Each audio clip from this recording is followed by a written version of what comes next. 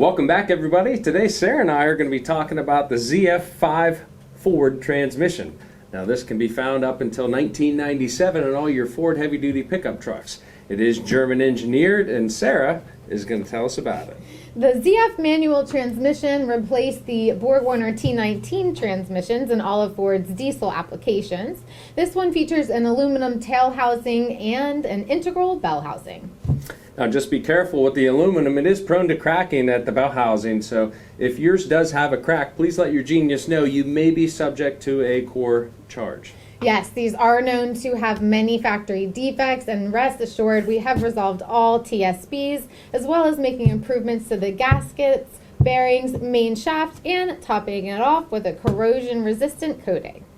So if you have any questions about your 5-speed Ford transmission, you call your genius right now at 888-842-0023, and we'll be more than happy to answer any questions you have.